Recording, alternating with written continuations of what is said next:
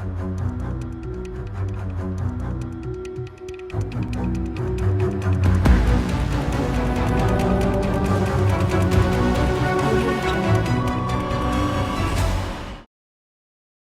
is the terrifying story of one of the most horrifying and dangerous criminals in American criminal history. Today, we are going to be talking about the legendary serial killer Joseph Edward Duncan, who stunned the United States of America with the devastation and chaos he left in his wake. He was accountable for a number of horrific and brutal crimes, including rape, kidnapping, and murder.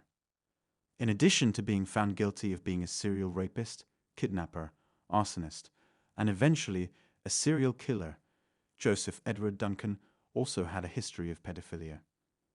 He gained notoriety for the 2005 killings of numerous Groene family members and the kidnapping of their two youngest kids, one of whom he eventually killed.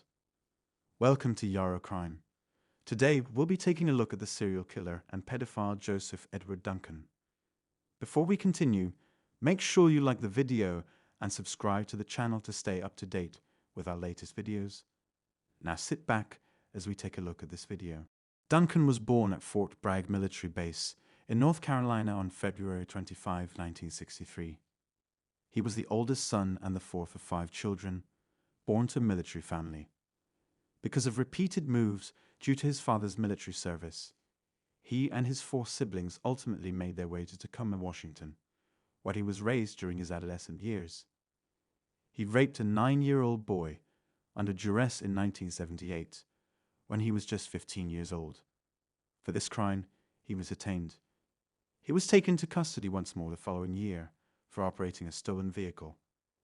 He was given a juvenile sentence and transported to Dyceland's Boys Ranch, where he was required to attend therapy sessions. During this period, his parents got separated, which led to his father getting remarried and all 3 of his older sisters moving out at once. After being released after a few months, Duncan stole several firearms from a neighbor in 1980. He then kidnapped, raped, and sodomized a 14-year-old boy while holding him at gunpoint before being caught and given a 20-year prison sentence. He was granted parole in 1994, 14 years after being sentenced, on the condition that he would not socialize with kids. Duncan was initially sent to a halfway house, but soon moved around the Seattle, Washington area, breaking his parole 2 years later and being arrested for marijuana use and gun possession. After serving a full month in jail, he was once again released on parole, but with stricter conditions. It is thought that he murdered Anthony Michael Martinez, age 10, of Indio, California, in 1997, while on parole along with other claimed and suspected victims. Duncan broke his parole once more on March 31, 1997, when he took his girlfriend's car and left the country. He was later apprehended on August 27 in Kansas City, Missouri, at the home of his half-sister, and was sent back to prison. Yet on July 14, 2000, Duncan was once again let out on a good conduct bond, and he then relocated to Fargo, North Dakota.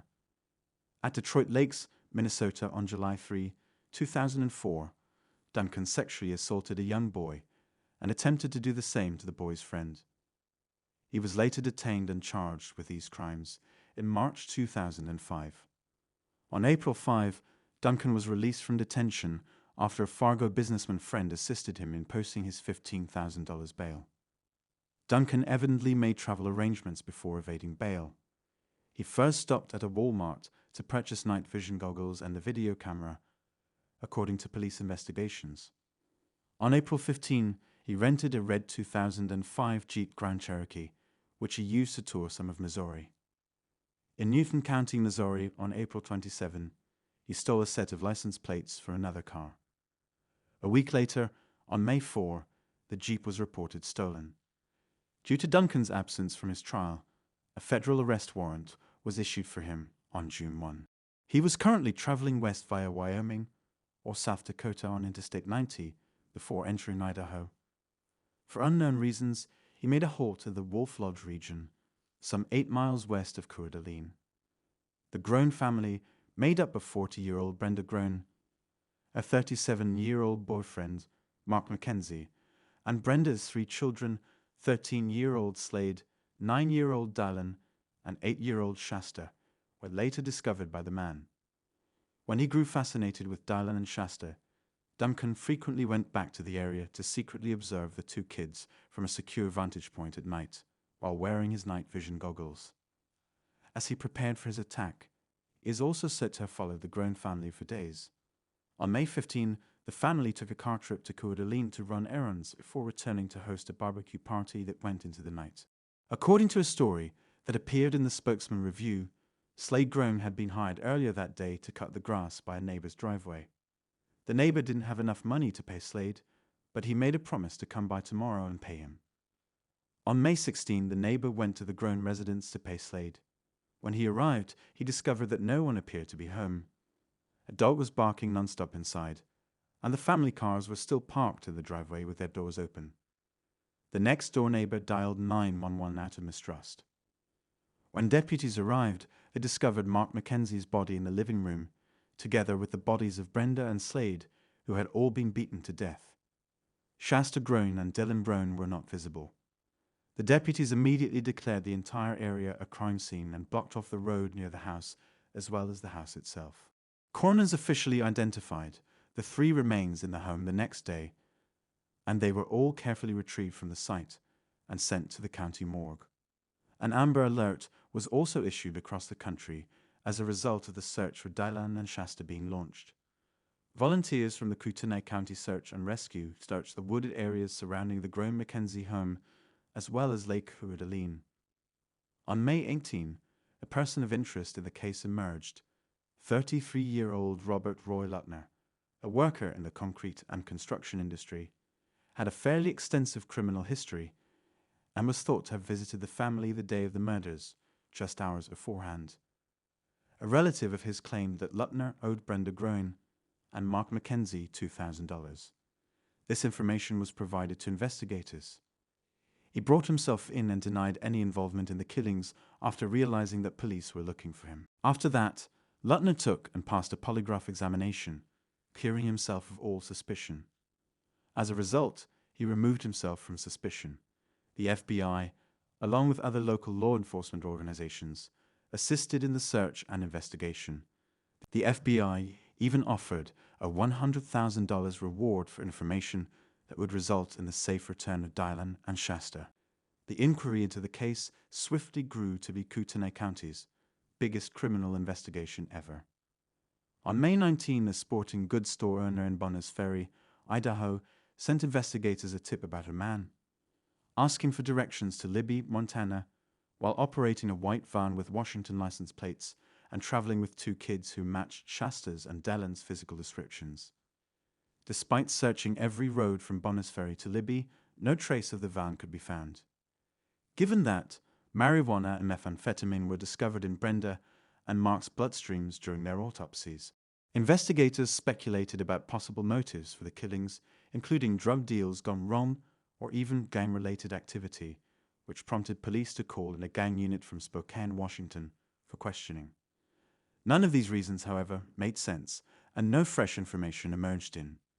Later, on July 2, around 1:30 p.m., 48 days after the case started, 2 young guys smoking cigarettes outside noticed Duncan and Shasta inside the Denny's in Coeur d'Alene.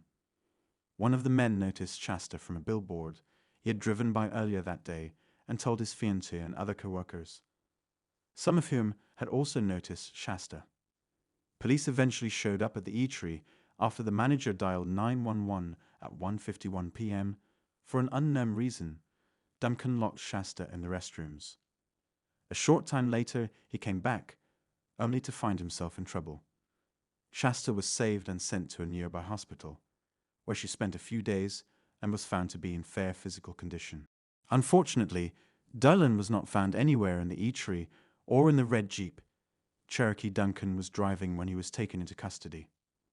A 12-gauge shotgun, a red shotgun round, a pair of night vision goggles, a video camera, and dark gloves were all found inside the Jeep. Shasta provided information that helped investigators find the campground in Montana where Duncan was imprisoning her and Diane. Officials made a sad announcement. 2 days after Shasta's rescue, that Dylan's dead body had been discovered in the Bitterroot Mountains off a lonely Forest Service road. An autopsy had determined that he had been shot to death and then burned. Authorities also found Duncan's blog, which suggested that he may have taken more lives.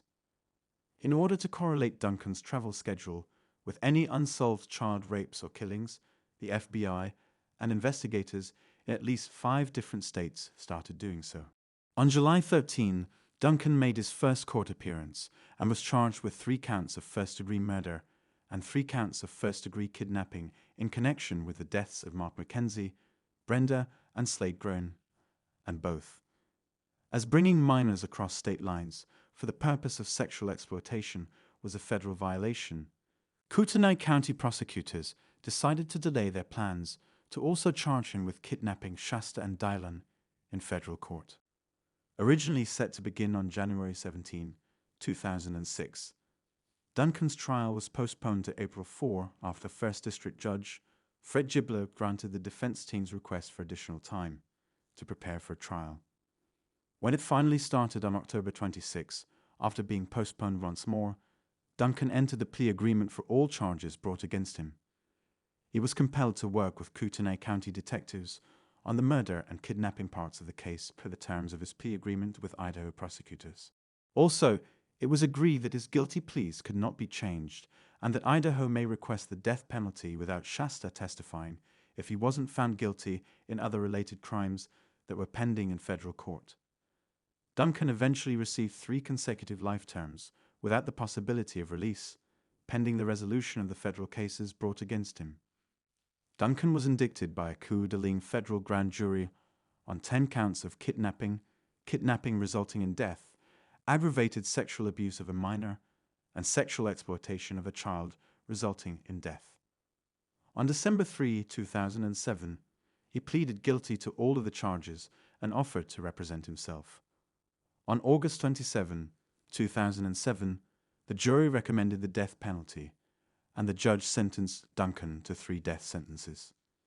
Despite attempts by Riverside County officials to extradite Duncan to California, his federal trial proceeded, and he was sentenced to death.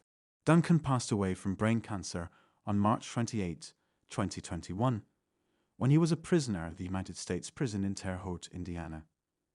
At the time of his passing, his federal death sentence had not been overturned. Thanks for watching. Let us know what you think about this serial killer in the comments, and please do not forget to like, share, and subscribe. We'll see you in the next video.